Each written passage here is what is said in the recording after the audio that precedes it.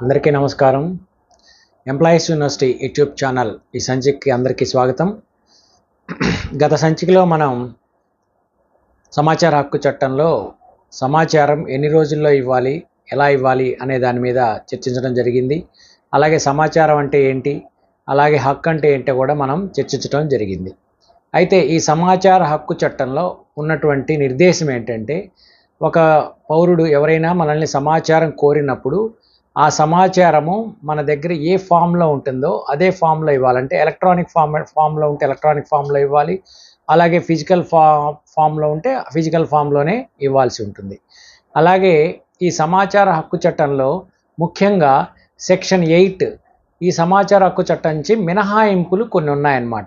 ఈ మినహాయించినటువంటి సమాచారం ఇవ్వవలసినటువంటి అవసరం లేదు. ఎవరైనా ఒక పౌరుడు కొంత సమాచారం కోరినట్లయితే ఆ కోరిన సమాచారంలో ఈ సెక్షన్ 8 కింద సెక్షన్ 8(1)A నుంచి 8(1)J దాకా ఉన్నటువంటి వివిధ రకాల అంశాలు ఏవైతే ఉన్నాయో అవి గనక సమాచారం కోరినట్లయితే ఆ సమాచారం ఇవ్వవలసిన అవసరం లేదు.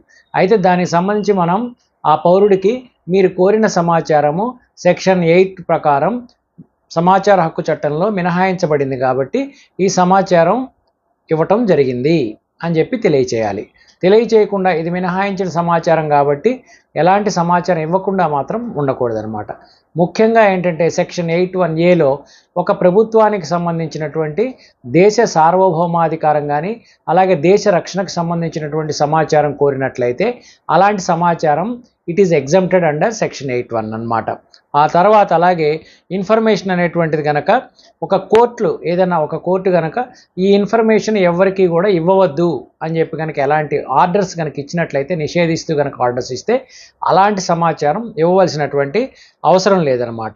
తర్వాత ఏదైనా సరే ఒక సమాచారము మనం పార్లమెంటుకి సంబంధించి లేదా అసెంబ్లీకి సంబంధించినటువంటి ఒక ప్రివిలేజ్ కనుక బ్రీచ్ ఉన్నది అని చెప్పి కనుక అన్నట్లయితే అటువంటి సమాచారం పార్లమెంట్కి కానీ అసెంబ్లీకి కానీ భంగం కలిగించేటువంటి సమాచారం ఏదన్నా ఉన్నట్లయితే అటువంటి సమాచారం కూడా సమాచార హక్కు చట్టం నుంచి మినహాయించడం జరిగిందనమాట.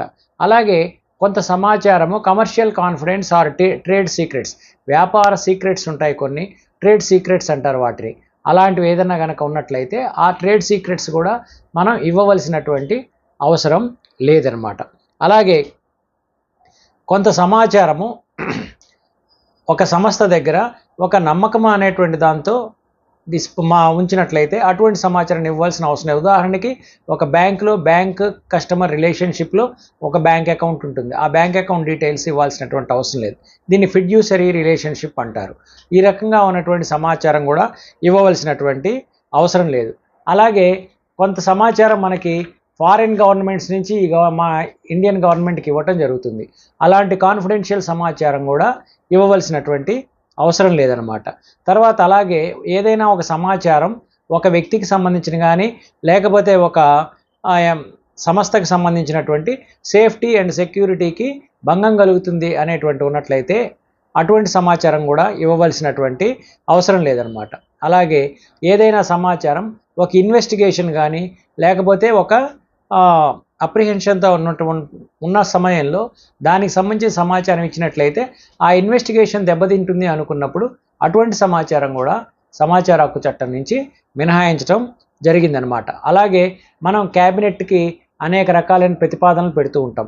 అలాంటి క్యాబినెట్కి పెట్టిన ప్రతిపాదనలు అన్నీ కూడా క్యాబినెట్ పేపర్స్, అవి అప్రూవ్ అయ్యి ఒక పాలసీగా వచ్చే వరకు వాటిని ఇవ్వవలసిన అవసరం లేదు. అవి సమాచార హక్కు చట్టం కింద సెక్షన్ 8 కింద ఎగ్జంప్షన్ అనేది ఇవ్వటం జరిగిందనమాట.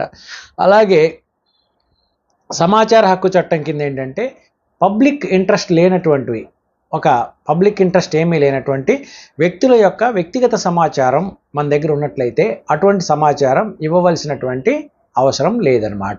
ఎలాంటి పబ్లిక్ ఇంట్రెస్ట్ లేనటువంటి వ్యక్తిగత సమాచారం, ఈ వ్యక్తిగత సమాచారం అనే దాంట్లో ఎక్కువగా మనకు కవర్ అయ్యేది ఏంటంటే ఆ ఉద్యోగుల యొక్క సర్వీస్ రిజిస్టర్లు అనేటువంటి సుప్రీంకోర్టు జడ్జిమెంట్ ఇచ్చినటువంటి ఒక జడ్జిమెంట్లో ఈ రకమైనటువంటి ఉద్యోగుల యొక్క సర్వీస్ పర్టికులర్స్ అనమాట. అలాంటివి కానీ, లేకపోతే ఉద్యోగులకు సంబంధించినటువంటి సర్వీస్ రిజిస్టర్లు కానీ, అలాగే ఉద్యోగుల మీద ఉన్నటువంటి వివిధ రకాలైన డిసిప్లినరీ కేసు యొక్క వివరాలు కానీ, అలాగే ఉద్యోగులు సంబంధించినటువంటి యాన్యువల్ కాన్ఫిడెన్షియల్ రిపోర్ట్స్ కానీ, ఇవన్నీ కూడా ఈ సెక్షన్ 8(1)J కింద వ్యక్తిగత సమాచారంగా మినహాయించడం జరిగిందనమాట.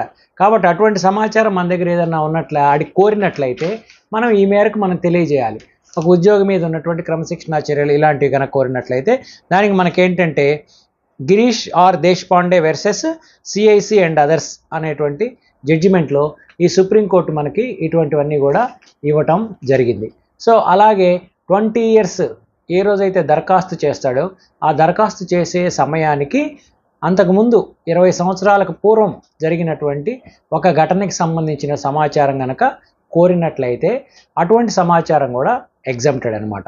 అయితే అటువంటి సమాచారం మన దగ్గర ఉన్నట్లయితే ఆ సమాచారం మనం ఇవ్వవలసినటువంటి అవసరం ఉంటుంది. నార్మల్ కోర్సులో 20 yearsకి తర్వాత ముందున్నటువంటి సమాచారం ఏదైతే ఉందో ఆ సమాచారం అనేది ఎగ్జంప్షన్ అనేది ఇవ్వటం జరిగిందనమాట. తర్వాత ఇటువంటి సందర్భాల్లో మనల్ని కోరుతూ ఉంటారు, కొంత సమాచారం ఫలానా వారికి ఎలా ఇచ్చారు, ఆ నిర్ణయం ఎలా తీసుకున్నారు, ఎవరెవరికి ఈ నిర్ణయం ఇచ్చారు, ఇలాంటివి అడుగుతూ ఉంటారు. అలా అడిగినప్పుడు మనకి government of India DOPT, department of personal and training అని ఒక డిపార్ట్మెంట్ వారు ఈ సమాచార హక్కు చట్టానికి సంబంధించి అనేక రకాలైన క్లారిఫికేషన్స్ ఇవ్వటం జరిగింది. వాటిల్లో ఏంటంటే మనము ఒక సమాచారము అనేటువంటిది మన దగ్గర ఉన్న ఫార్మెట్లో యాజ్ ఇట్ ఈజ్గా ఉన్న ఫామ్లో యాజ్ ఇట్ ఈజ్గా ఇచ్చేయాలి. అంతేకాని మనం ఒక ఫైలు చదివి ఒక కంక్లూజన్ వచ్చి ఆ కంక్లూజన్ మళ్ళీ రాసి ఇవ్వవలసినటువంటి అవసరం లేదు అని చెప్పేసి చెప్పడం జరుగుతుందన్నమాట. సో ఇటువంటి సమాచారం మనల్ని అడుగుతూ ఉంటారు. ఒక్కొక్కసారి ఏం చేస్తారంటే ఒక రిక్రూట్మెంట్లో మీరు ఏ కేటగిరీకి ఎన్ని ఉద్యోగాలు ఇచ్చారు అని అడుగుతూ ఉంటారు. అప్పుడు మనం దాన్ని ఆ కేటగిరీకి సంబంధించి ఉద్యోగాలు ఇచ్చిన విషయాన్ని మన దగ్గర ఆ రోస్టర్ రిజిస్టర్ ఏదైతే ఉంటుందో ఆ రిజిస్టర్ కాపీ ఇవ్వాలి. అంతేకాని దాన్ని పెట్టుకొని మనం ఈ కేటగిరీకి ఇన్ని ఇచ్చాం, ఈ కేటగిరీకి ఇన్ని ఇచ్చాం అని మనం PIO పౌర సమాచార అధికారి ఈ సమాచారాన్ని ప్రత్యేకంగా తయారు చేసి ఇవ్వవలసినటువంటి అవసరము లేదని చెప్పేసి ఈ DOPT సర్క్యులర్లో క్లారిఫికేషన్ అనేది ఇవ్వటం జరిగింది. అలాగే చట్టంలో ఏం చేశారంటే సెక్షన్ 6(3) కింద అప్లికేషన్ బదిలీ చేసే సందర్భంలో అనదర్ PIO అని చెప్పి అన్నారు. అంటే అనదర్ పబ్లిక్ అథారిటీ అన్నారు. అంటే ఒక పబ్లిక్ అథారిటీకి ఒక దరఖాస్తు పెట్టుకున్నప్పుడు ఆ దరఖాస్తులో ఉన్నటువంటి పబ్లిక్ అథారిటీ కాకుండా మరొక పబ్లిక్ అథారిటీకి సంబంధించిన సమాచారం కోరినప్పుడు మాత్రమే సెక్షన్ 6(3) కింద బదిలీ చేయాలి. అలా కాకుండా చాలా పబ్లిక్ అథారిటీకి సంబంధించినటువంటి సమాచారం కోరినట్లయితే దాన్ని బదిలీ చేయాల్సిన అవసరం లేదు. మన దగ్గర ఉన్నటువంటి ఏ పబ్లిక్ అథారిటీని అడిగారో ఆ పబ్లిక్ అథారిటీ తమ యొక్క సమాచారాన్ని ఇస్తూ ఇవి చాలా పబ్లిక్ అథారిటీస్ దగ్గర ఉంటాయి కాబట్టి మీరు వేరువేరు దరఖాస్తులు చేసుకోండి అని ఆ దరఖాస్తుదారునికి తెలియజేయాలని చెప్పి కూడా DOPT సర్క్యులర్ అనేటువంటిది తెలియజేయటం జరుగుతుందన్నమాట. ఇది సెక్షన్ 8 కింద మనకున్నటువంటి మినహాయింపులు. ఈ మినహాయింపుల్ని మనం పాటిస్తూ సమాచార హక్కు చట్టంలో ఉన్నటువంటి సమాచారాన్ని మనం ఇవ్వవలసినటువంటి అవసరం ఉంటుందన్నమాట. అలాగే సెక్షన్ 9లో ఏంటంటే కాపీరైట్స్ యాక్ట్కి భంగం కలిగేటువంటి సమాచారం మనం ఇవ్వకూడదన్నమాట. అంటే మన దగ్గర కార్యాలయాల్లో వివిధ రకాలైన పబ్లిషర్స్ పబ్లిష్ చేసినటువంటి పుస్తకాలు మన దగ్గర ఉంటాయి. బలానా పుస్తకం కాపీ నాకు ఇవ్వండి అంటే మనం దాన్ని ఫోటో కాపీ చేసి ఇవ్వకూడదు. ఎందుకంటే ఆ బుక్లో వాళ్ళు రాస్తారు copyrights are held with so and so publisher అని రాస్తారు. సో అలా కాపీరైట్స్కి భంగం కలిగేటువంటి సమాచారం మనం ఇవ్వటానికి వీల్లేదనమాట. తర్వాత సెక్షన్ 10 అనేటువంటిది సెవెరబిలిటీ అంటారు. సెవెరబిలిటీ అంటే ఒక అప్లికేషన్లో సెవరల్ ఐటమ్స్ అడుగుతారు, చాలా సమాచారం అడుగుతారు. ఆ అడిగిన సమాచారంలో కొంత సమాచారం మనం ఇవ్వగలిగింది ఉంటుంది, కొంత సమాచారం ఇప్పుడు మనం సెక్షన్ 8 కింద సెక్షన్ 9 కింద మనం చెప్పుకున్న ఎగ్జంప్టెడ్ ఇన్ఫర్మేషన్ కూడా ఉంటుంది. సో అలా కొంత సమాచారం ఇవ్వదగింది, కొంత సమాచారం మినహాయించింది కనుక ఉన్నట్లయితే ఇవ్వదగిన సమాచారం మాత్రమే ఇస్తూ మినహాయించిన సమాచారం ఈ సమాచారం మినహాయించబడిందని సమాచారం ఇస్తే సరిపోతుంది అని చెప్పేసి సెక్షన్ 10 అనేటువంటిది మనకి తెలియజేయటం జరుగుతుందన్నమాట. అలాగే సెక్షన్ 11 వచ్చేసి థర్డ్ పార్టీ ఇన్ఫర్మేషన్. అంటే మన దగ్గర ఒక థర్డ్ పార్టీ వేరొక వ్యక్తి యొక్క సమాచారం మనకి అధికారికంగా వచ్చి ఉండవచ్చు, మన దగ్గర ఉంటుంది. ఆ ఉన్న సమాచారం కనుక అడిగినట్లయితే ఆ థర్డ్ పార్టీ ఇన్ఫర్మేషన్ మనం నేరుగా ఇవ్వటానికి అవకాశం లేదనమాట. అలాంటి సమాచారం కోరినప్పుడు పిఐఓ ఆ థర్డ్ పార్టీకి ఒక నోటీసు 10 రోజుల్లో మీ సమాచారం కోరుతున్నారు కాబట్టి దానికి సంబంధించి మీకు ఏమైనా అబ్జెక్షన్ ఉంటే తెలియజేయండి అని ఒక నోటీస్ ఇచ్చి ఆ నోటీస్ ద్వారా రిప్లై తీసుకున్న తర్వాత అప్పుడు అది పబ్లిక్ ఇంట్రెస్ట్ ఉన్నది అని పిఐఓ భావించిన సందర్భంలోనే ఈ థర్డ్ పార్టీ ఇన్ఫర్మేషన్ అనేది ఇవ్వటం జరుగుతుందన్నమాట.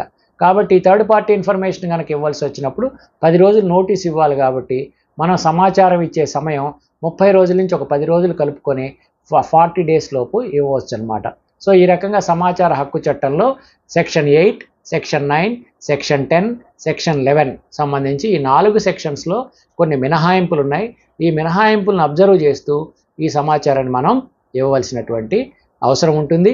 ఇంతేకాకుండా ఈ సమాచార హక్కు చట్టంలో అప్పీల్ ఎలా చేసుకోవాలి, తర్వాత సమాచార హక్కు చట్టం కింద పిఐఓలు ఎలాంటి రికార్డ్స్ మెయింటైన్ చేయాలి, డిస్ట్రిక్ట్ ఆఫీసర్స్ ఎలాంటి రికార్డ్ మెయింటైన్ చేయాలి, స్టేట్ హెచ్ఓడీస్ ఎలాంటి రికార్డ్స్ మెయింటైన్ చేయాలనేది కూడా ప్రిస్క్రైబ్ చేశారు. దాన్ని మరొక వీడియోలో తెలియజేసే ప్రయత్నం చేస్తాను. ఈ వీడియో మీకు నచ్చినట్టయితే లైక్ చేయండి, మీ మిత్రులకు కూడా షేర్ చేయండి. ఇప్పటివరకు మీరు ఎంప్లాయీస్ యూనివర్సిటీ యూట్యూబ్ ఛానల్కి సబ్స్క్రైబ్ చేసుకోకపోతే మరిన్ని సర్వీస్ విషయాల కోసం సబ్స్క్రైబ్ చేసుకోండి. సర్వే జన సుజనా భవంతు, సర్వే సుజనా సుఖినో భవంతు.